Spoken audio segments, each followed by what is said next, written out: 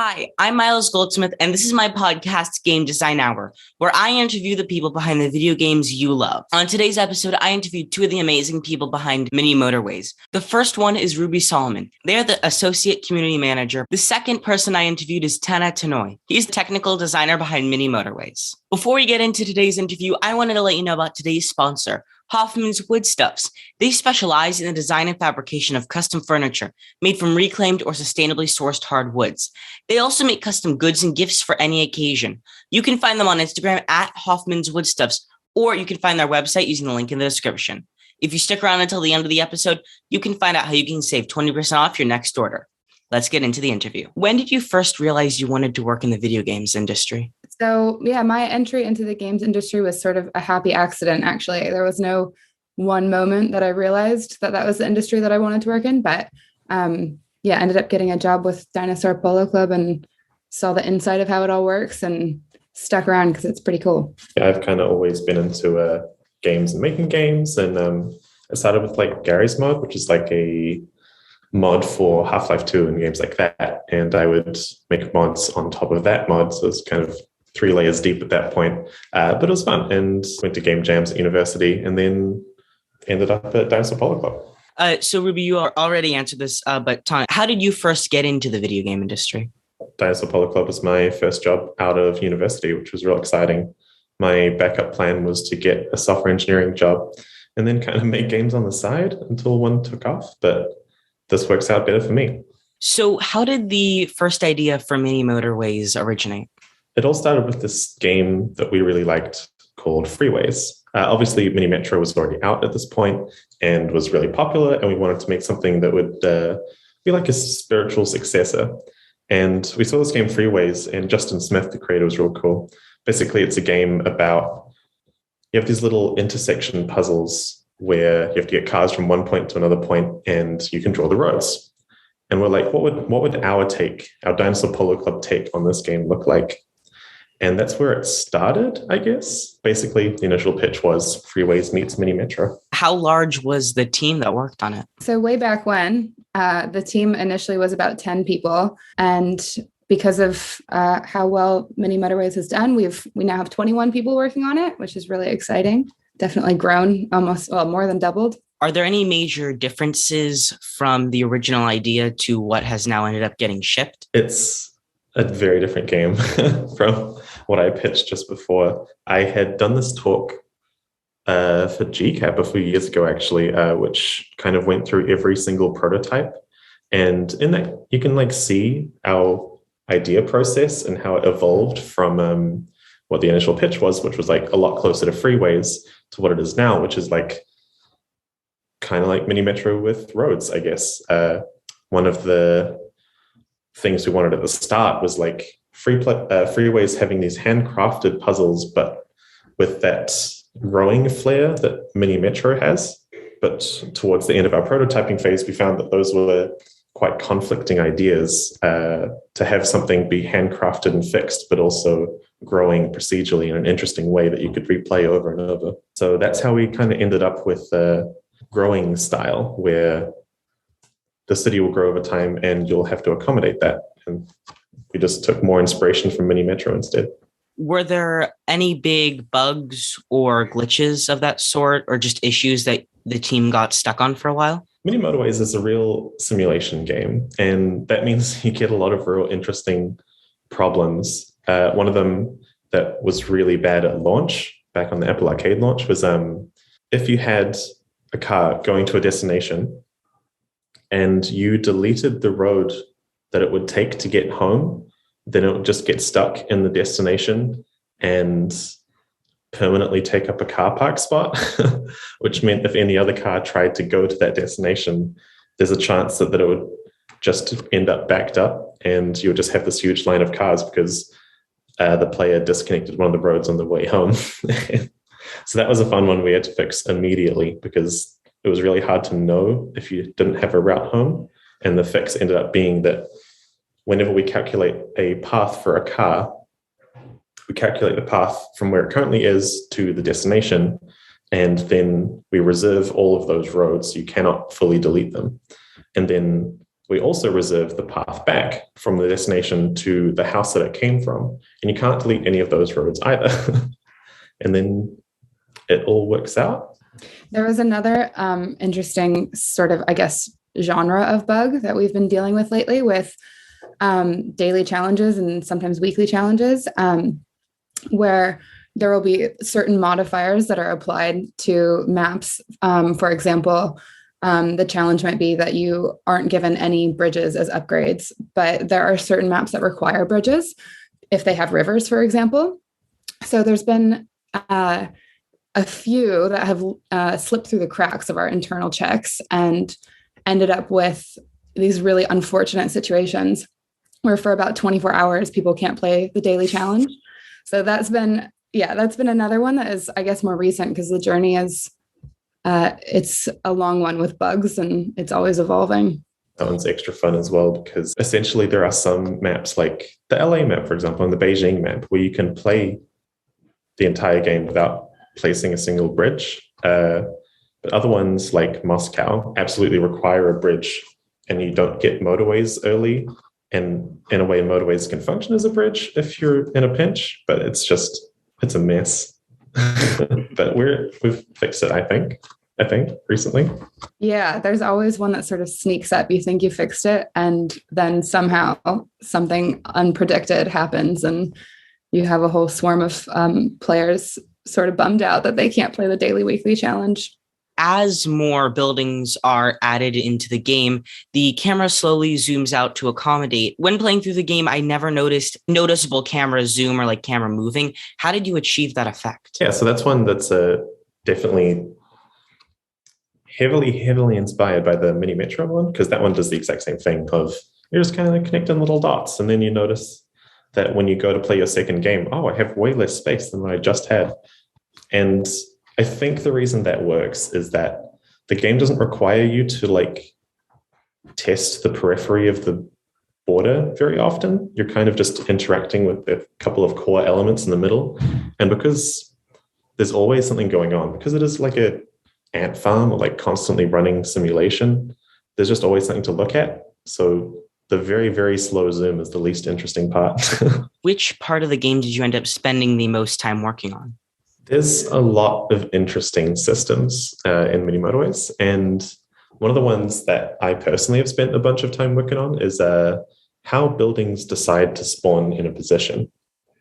At launch, essentially the way it worked is that it would pick a position on the map, and then if it couldn't spawn there, it would just spiral out and try and find a position nearby. And if it can't spawn, then what it will do is just tell other buildings to make up for that initial building not spawning by getting busier. And this wasn't very good.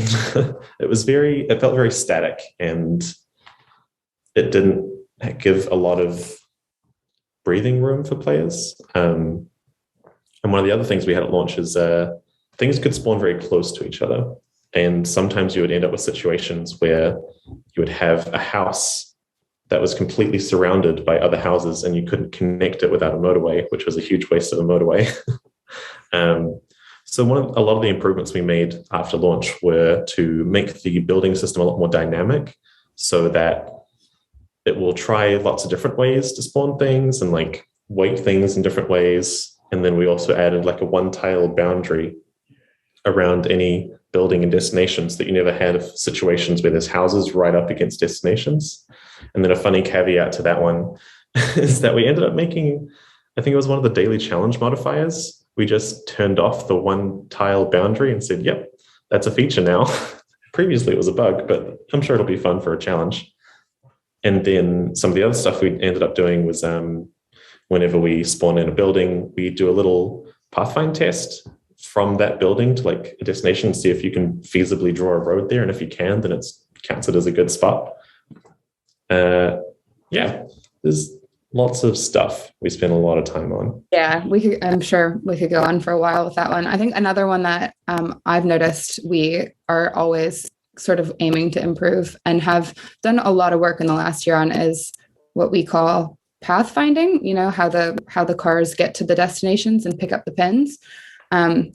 it gets quite complicated when people delete and redraw roads as the cars are on them. So there's a lot of work that has been done around that to make it efficient and still make sense to players. That one was a huge project by one of our programmers that for the technically minded, the first implementation was a real basic A star, but we completely revamped the pathfinding to use a, I guess, specialized version of flow fields, which kind of changes where the cost lies, which, yeah, it's interesting. It's a fun problem. Mm-hmm. Was there anything that you had to fight for to keep in the game or put in the game, or you fought for that just never ended up making it in? One of the things I really wanted, we didn't get it in for launch, but we got it in very quickly afterwards, was just like a photo mode. I really like photo modes in basically every video game. Things like Watch Dogs 2 and Deep Rock Galactic do really awesome photo modes. And we don't have quite that level where you can like completely change all of the lighting, change the time of day. But we do just, for Mini Motorways, I think it's more about the ability to just share the city that you've made at the end of it. Yeah, so you get to the end, you go into photo mode, and you can like add frames and little texts and your score and that kind of thing. And the inspiration for that was like postcards. So we actually got a bunch of physical postcards printed that we had at PAX, which was really cool, just having merch that was like from the game. The postcards actually came before the photo mode, technically. So we made the photo mode look like the postcards, but I'm real happy that got in pretty quickly afterwards. And then alongside that, there was also the GIF capture mode is something we introduced for Steam or just before Steam. And I wanted that for a long time because it's just watching cars go around is just really cool. So I'm real happy that got in. Yeah, another one that that we had thought of was the headlights on cars. So we've sort of prototyped that, and it looks really cool. And having sort of indicators and as well, that was in an early prototype. It hasn't ended up making it because it's a little bit more complicated than it seems. But yeah, it's one of those ones that's like snazzy, but definitely not necessary. So it didn't end up making it. What is the process for designing each of the different cities? Our design team starts out with this process by picking a real life map city. And usually that will be based on a few different things. They'll look at the geography of it and the features, see if there's interesting mountains or rivers or ocean nearby. And then on top of that, if that type of geography is actually going to work for a Mini Motorways map. And then there's always a little bit of artistic license taken. So things aren't always spot on accurate if you looked up a Google Maps version of it, but they generally resemble the city. And we also like to, make sure we have cities from all over the world. Don't want to just do one area or maybe the most popular city in that area. It's cool to get lesser known places, I guess, in Mini Motorways. How did the scope change from the first pitch to what you have now? Yeah, scope's always a fun one. Because we were launching on Apple Arcade, we were one of the very first titles on the platform back in 2019. And that meant we did have a very strict time deadline. And it also meant we had to cut as much content as possible so that we could ship on time. With the intention that we were going to add it back later once we had the time and the game was out. That's always kind of been the mantra of Dinosaur Polo Club. But ultimately, the pitch of Mini Motorways has always just been drawing roads to move the city. And it really hasn't changed from that mission statement. All that really got cut is like content, I guess. We always want to add more cities, we want to add more modes, we want to add more features. There's just lots of stuff. And I think Mini Motorways is this really cool game that will just continue to grow as we go as well, which is pretty exciting. What in your mind was the most interesting part of the game to work on? From a community perspective, it's really interesting to see people from all over the world see their cities sort of being brought to life and being able to interact with it. It's really exciting, especially because, like I mentioned earlier, they're not always it's not always like the main city that people think of from a country. It's people get to see those smaller cities or their hometowns, or, we even got to make our own hometown of Wellington as a map. And there's something really exciting about it. It never really gets old. And seeing people, really challenge their skills, and the community that's grown from it has been really cool. like I mentioned earlier, it is a simulation game, even though you might not think about it that way, but it's doing a lot of interesting simulation work. And when you have that kind of work to do, like how cars interact with traffic lights or how they interact with roundabouts, it seems pretty obvious when you're looking at it, but there's so much work that goes into just making the traffic lights feel good or make the roundabouts feel good. There's a bunch of traffic laws they probably aren't quite accepting, but they feel good the way that they are. And yeah, it is really interesting trying to find the intersection of real world concepts and where they fit into game design so that they still are both readable as real world concepts, but also fun and balanced. Sorry to pop in here, but I wanted to let you know about today's sponsor, Hoffman's Woodstuffs. They specialize in the design and fabrication of custom furniture made from reclaimed or sustainably sourced hardwoods. They also make custom goods and gifts for any occasion. You can find them on Instagram at Hoffman's Woodstuffs, or you can find their website using the link in the description. Stick around until the end of the episode to find out how you can save 20% off your next order. Let's get back into the interview. How long has the team been working on Mini Motorways? The first prototype was in May of 2018. And we've sort of been working on it ever since, and we will be working on it for a good while as well. It's a fun one. What was the biggest design challenge you encountered while working on Mini Motorways, and how did you fix it?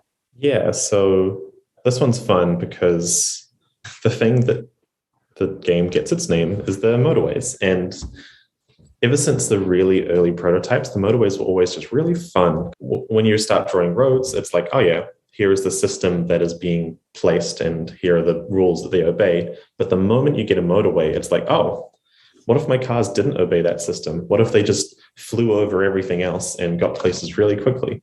And they've just always been fun. But because they were fun and really strong, found it really difficult to compare them against other upgrades. Like, how do you compare a traffic light to a motorway, or a roundabout to a motorway, or a bridge to a motorway, especially when a motorway is just kind of a better bridge? And one thing we didn't want to do is restrict how many motorways you get too heavily, or restrict motorways in a way that isn't fun. So what we ended up doing was bundling how much concrete you get with the upgrade that you get. Previously, you would always get a fixed amount of concrete every single week, and then you'd pick between two upgrades. But now what happens, well, since the Steam launch, so most people only know it this way, we will bundle concrete with the upgrade, which means you'll get 20 concrete and a roundabout, or you'll get 10 concrete, which is half the amount, and a motorway. And to make things more complex, previously motorways also used concrete as a way to balance them. So what we did is made motorways completely free to use. You can make them as long as you want, but we gave you half the amount of concrete. So now there's this delicate balancing act we have to do to make it so you still can connect everything in your network for a given week, but other upgrades are still worth taking. And that one took a long time to arrive at. We had shipped the game with the previous system where they weren't bundled, and it stayed that way for a while, and people still liked it. But then I think this just improved the game quite a lot. And then there was another design challenge that we've had really recently, where there's been some changes made to the big pin, the one that pops up when you have enough little pins there. And there was some rebalancing done there, and it worked for a good while, but then eventually players figured out that there was a certain threshold that they had to reach. So if you got, we figured it was roughly 20 to 25,000 points. Once they reached that, they could kind of get the game in this point of stasis and reach these really, really high scores that a lot of people thought were hacked, but it was more so of like, I guess a exploit kind of the game mechanics. It wasn't really how it was designed to work. And so that's been really interesting trying to figure that out, battling between, people who want to see more attainable scores on the leaderboards and other people who aren't actually, breaking the rules, but also not playing it how it's sort of meant to be played. Forgot about that one. That one's real good. Yeah. So the details of this one is that with the big pin, when a car arrives at a destination, what it would do previously is just slow down how much it was taking up. But what it does now is removes an entire chunk off of the pin. And I actually mentioned this earlier, but when you have a destination that can't spawn, it will add busyness to any existing destination. So if you combine that with the fact that you can permanently remove demand off, or time, I guess, off the big pin, then what players were doing is they would block off every single spot in the game apart from one destination, which meant all of the destinations demand, I guess, and busyness was all routed to a single point, which means they would then have a bunch of houses hooked up to that single point and have cars just constantly going through. And the timer was always there, but it was always just being reduced by a little bit, which meant they would basically never lose, which was pretty hilarious, honestly. Yeah, definitely not how we saw that one going. Yeah. But yeah, that's how it goes sometimes. What was the process like for getting Mini Motorways onto the platforms it is currently on? Yeah, so Mini Motorways was initially released on Apple Arcade, and we were approached by Apple Arcade for that. We were already in the beginning stages of developing it, but Apple Arcade said that they approached us asking if we wanted to partner with them, and we've always really enjoyed working with them. It was the first time that a subscription-based game platform sounded really enticing to us, and free-to-play games are sort of taking over the market in a way. So that was, there were a few reasons why it was a really good choice for us to work with Apple Arcade, and it's been great ever since. And then a couple months ago, we've released on Steam, and early this coming year, we're releasing on Nintendo Switch. Do you have plans to add any updates in the future? Yeah. We have years of stuff lined up for Mini Motorways. And Apple Arcade has sort of allowed us to grow the team from, like I said, 10 when it started to 21 now. Mini Metro has a lot of stuff in it that Mini Motorways doesn't have. And it didn't look that way when it first came out or when it was 2 years old, like Mini Motorways is. So there's definitely a lot that's in stock for Mini Motorways. It might not be all of the same stuff that's in Mini Metro, but it's definitely a lot of stuff that we're interested in putting in. What are some of the differences between working in the 10-person smaller team and now being able to have 20 people? Yeah, I think one of the changes is that we have more departments, I guess. Previously, it was kind of like a handful of people all working on the dev part of it. But now we have like a full-on programming team, full-on design team, full-on art team. And one of the changes we've had to do is just have more people that are bridging the gap between those teams. Like, for example, I'm between the space of programming and design. So like I liaise between the teams and make sure that everyone is getting what they need from either team. So the designers are getting tools and they're getting the implementation of what they need, and the programmers are getting specs and that kind of thing so that they can do what they do best. I think that's probably the biggest change for me. I think as well, there's certain opportunities that come up that we have had to say no to before, because if you have enough work to keep the game rolling, but not any sort of like wiggle room or buffer room to do anything else, if, sort of, I guess, surprise opportunities come up, it's really nice to be able to actually say yes to those and have time for them. I can't really share too much of what they are, but yeah, there's some cool stuff that's come up that we definitely would have had to say no to if we didn't have as many people as we do now. Looking back now, what do you wish you could have done differently before the initial launch? More beta testers would have been great. I think for the Steam launch, when we started ramping up that, we have our beta Discord, and those players have been invaluable for helping us make sure the game is the quality standard we want. That's definitely something we should have got onto sooner. For the initial launch, which I wasn't there for, but I can say for the Steam launch, which was only a few months ago, something we probably would have done differently was, I guess, announcing or communicating to all of our players what they can expect with the deadline. We experienced some delays with things for various reasons. One of them was COVID, which has sort of affected everybody. And so we were a little bit hesitant to tell people that there was going to be a delay because we wanted to wait till we could give them a concrete day to hold on to. But we didn't actually have that concrete day till like the very last minute. So we ended up being a little bit quieter than I think people would have liked. And in hindsight, it would have been great to give people an announcement to just let them know it's not going to, we don't know when, but it's not going to be when you think it is. So yeah, we've discussed that as a team. And I think in the future, we'll pick a hard cutoff date to announce things like that. So people don't end up kind of getting their hopes up about when they'll get to play. What has it been like working on these updates and this new content during the pandemic? Yeah, in New Zealand, it's been interesting because we haven't had it too bad. We definitely haven't had it as bad as other countries. We still had lockdowns, but Dinosaur Polo Club's very accommodating for them as well. Like, we all have decent equipment. We all get like a power subsidy, that kind of thing. And I think during the first lockdown back in, oh God, a long time ago, I think it was all about like managing expectations between people and how much people could feasibly get done, and also just communication. They've really come to appreciate just how easy it is and how good it is to be able to walk over to someone's desk and just ask them questions instead of having to arrange a meeting and get on a call and that kind of thing. So yeah, that's probably the biggest stuff for me. Yeah, it's definitely like, because most of the people that we work with, such as Apple or Nintendo or, Valve with Steam, they're not in New Zealand. So their experience of the pandemic is different and unfortunately harder than what we had in New Zealand. So that has, I guess, just slowed things down with communication because everyone's working a little bit slower lately.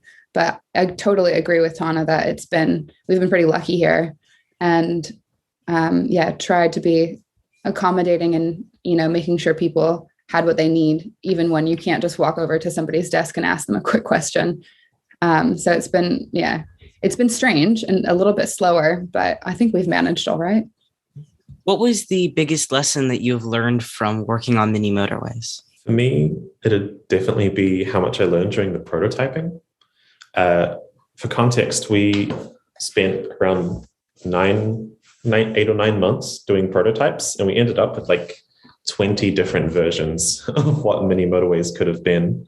And the thing I learned in that process was just how to find the fun really quickly, and also to abandon things when they're not fun and try other stuff and branch out. And yeah, that is a skill set I very much appreciate. And I think as well, Mini Motorways specifically, it has this really interesting living feel to how the game runs. And I've applied that to one of my own games called Shape. And yeah, when I reflected on the design decisions I've made for Shape, there's just so much stuff that takes inspiration from Mini Metro and Mini Motorways. And that's mainly just about what it's like to make like a living puzzle game rather than something static, which has been pretty cool. So what is next for you? What are you guys working on now? Yeah, we have some exciting new projects in the works. It's a little bit too early to share much about them. We're still kind of researching and prototyping, but we'll definitely share that with everybody as soon as we can.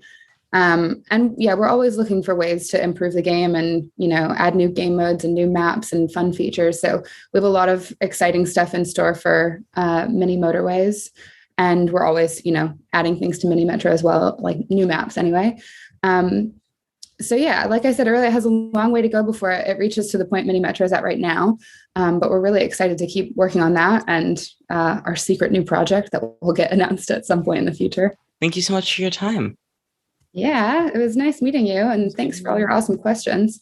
Yeah, thanks for having us. And that's how the interview went down. I want to thank you so much for listening to today's episode. If you enjoyed what you heard, make sure to hit that follow button or subscribe. It really means a lot. If you want to keep up to date with what's going on with Game Design Hour, you can follow us on Instagram, TikTok, or Twitter at Game Design Hour. If you want to check out today's sponsor, Hoffman's Woodstuffs, who specializes in the design and fabrication of custom furniture made from reclaimed or sustainably sourced hard woods. They also make custom goods and gifts. You can check out their Instagram at Hoffman's Woodstuffs, or you can find their website using the link in the description. And if you want to save 20% off your next order, make sure to use code GDH20 at checkout. Thank you so much for watching, and I'll see you next time.